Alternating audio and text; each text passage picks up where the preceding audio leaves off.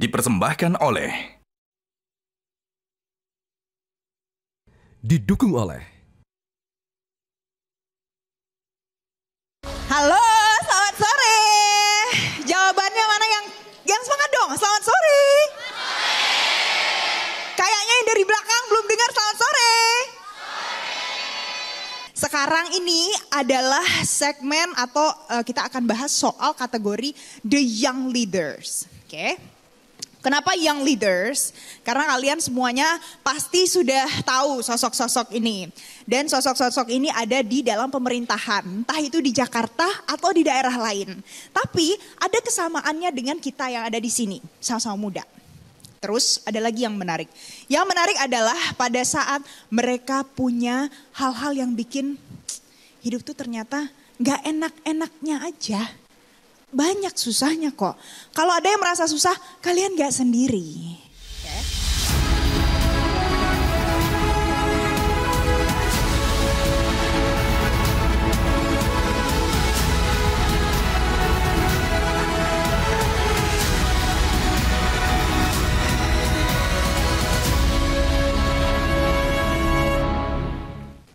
Katanya Gus Ipin ini datang dari keluarga yang susah. Bukan dari keluarga yang berada. Coba spill sedikit, bagaimana susahnya itu? Ya pokoknya seingat saya waktu saya masih kecil, saya masih melihat bapak saya tukang becak, ibu saya pembantu rumah tangga. Ada momen di mana untuk uang saku kuliah saya bantu ibu jualan kacang goreng. Jadi ya itu bagian dari cerita masa lalu. Katanya dulu gak tiap hari makan nasi. Kenapa? Katanya dulu gak tiap hari makan nasi. Enggak, jadi sebenarnya tiap hari ibu bikin nasi. Cuman kan karena dulu belum bisa beli Magic Jar atau Magicom kayak begitu ya. Jadi nasinya kalau sudah siang atau malam itu kan udah gak anget ya. Dan kalau makan nasi gak anget tuh gimana sih, kan males banget. Jadi tapi akhirnya ibu saya punya tips and tricks. Jadi masak nasinya itu nasinya sedikit, airnya banyak. Jadi kalau di Jawa itu ada namanya nasi liwet.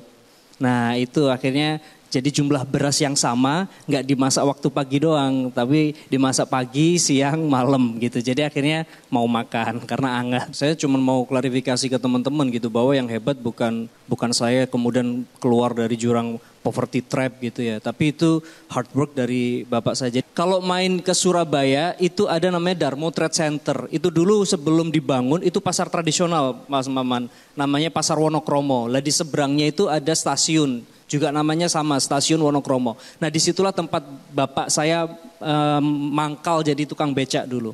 Nah suatu saat karena bapak saya ini dari Trenggalek, dia ke Surabaya, dia itu nggak tahu sama sekali berapa tarifnya becak yang normalnya berapa. Jadi suatu saat kalau ada ibu-ibu yang keluar dari pasar langsung dibawain, begitu dianterin sampai tempat, ditanya berapa mas? Boten ngertos bu, biasanya pinten, nggak tahu bu, biasanya berapa, saya baru di sini. Akhirnya orang ngasih seikhlasnya dan bapak saya itu jadi tukang becak favorit di sana.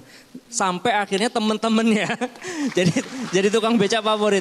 Sampai akhirnya temen-temennya itu ngerasa kamu ngambil rezeki saya. Nah di saat itu bapak saya, ya Allah saya itu cuma jadi tukang becak, kok dibilang ngambil rezekinya orang lain. Kalau memang hidup saya tidak bermanfaat seperti ini, ya lebih baik saya nggak usah hidup.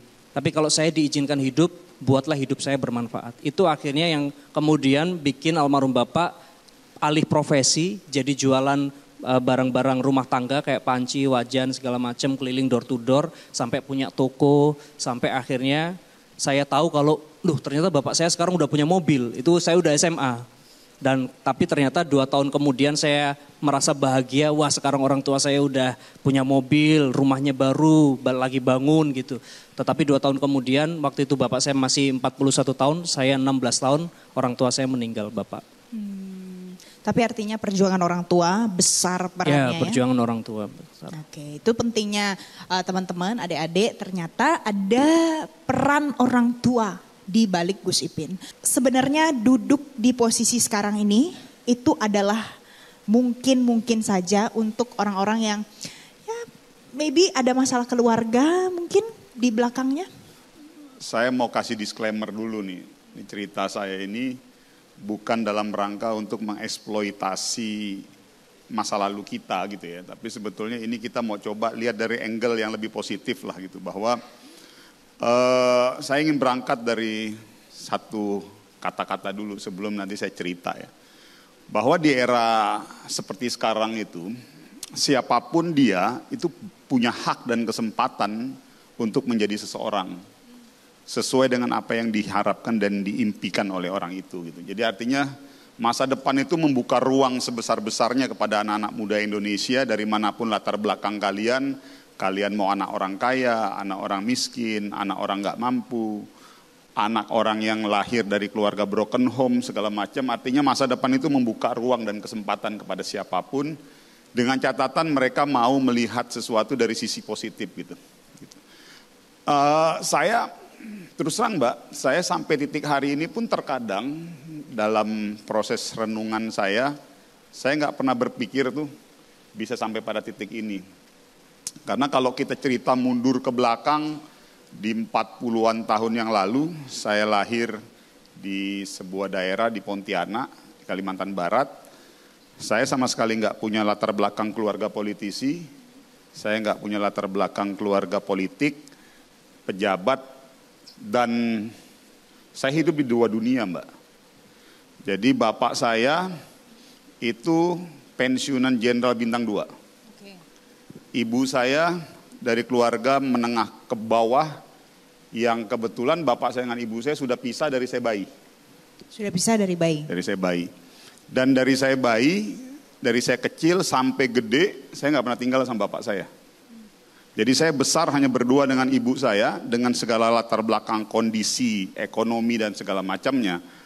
Dan saya tidak pernah dibesarkan dengan tradisi akademik dan tradisi keluarga dengan latar belakang ekonomi yang di atas. Karena latar belakang keluarga saya dari ibu saya itu menengah ke bawah tuh.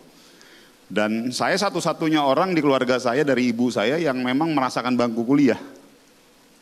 Hanya saya sendiri. Jadi rata-rata dari generasi saya itu semuanya itu tamatan SMA tuh maksimal tuh. Dan kebetulan memang kita besar di sebuah daerah, di kota Pontianak, saya nggak akan perlu sebutkan nama daerahnya. Itu daerah yang memang dengan tradisi keras. Jadi memang kita dibentuk dengan tradisi keras memang suatu daerah. Dan saya tidak pernah mengenal konsep keluarga tuh.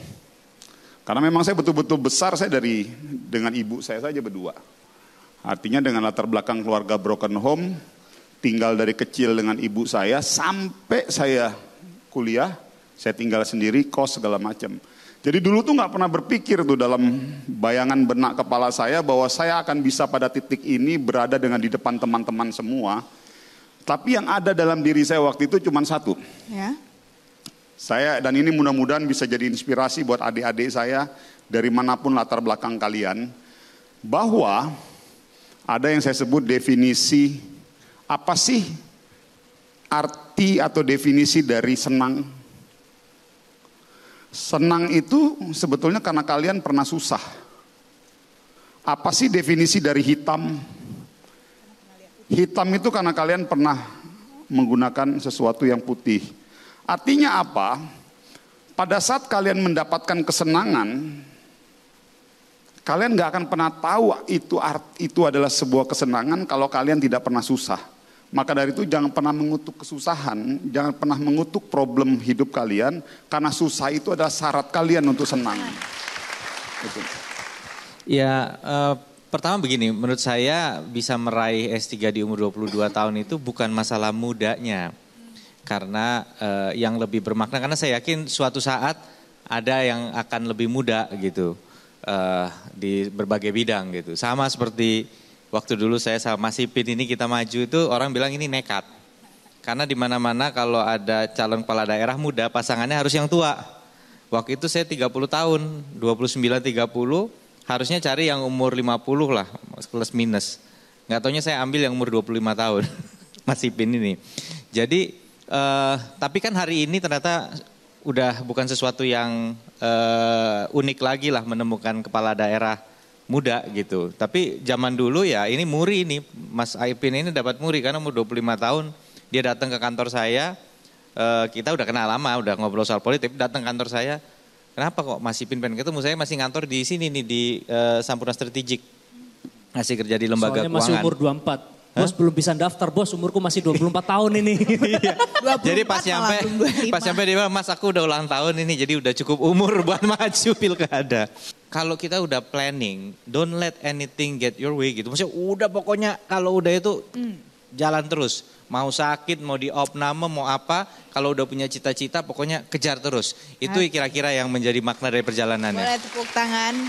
Jadi yang sudah punya plan, dikejar plannya ya. Jangan karena sakit, karena apa, akhirnya plannya jadi terbengkalai itu. Padahal masih masuk range loh kalau sampai 23, kan Ya. masih bisa kan sebenarnya. Ya tapi kan kita waktu itu pokoknya sudah ya bisa 1 tahun earlier kan kenapa enggak gitu ya. Jadi pokoknya berjuang betul lah. Jadi kalau kita gampang kemudian ya udahlah gitu ya. Itu nanti akhirnya slippage meleset tuh bisa terus-terusan. Jangan kendor ya. Iya kan, Mas Wandi karena ya. saya waktu itu sudah sambil bekerja. Oke. Saya udah jadi konsultan juga di salah satu proyeknya Bank Dunia.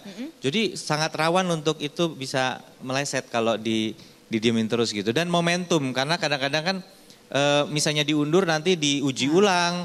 Mungkin selera dari pengujinya bisa berbeda loh. Kemudian akhirnya suruh revisi lagi. Karena saya punya teman gitu ganti supervisor ya. Itu kemudian ganti supervisor kemudian harus diuji lagi. Kalau supervisor saya pindah, mungkin saya harus ngulang lagi. Tapi waktu itu bukan, pokoknya maunya sekarang. Jadi selama masih bisa berjuang sampai titik Oke. darah penghabisan, jangan lepaskan.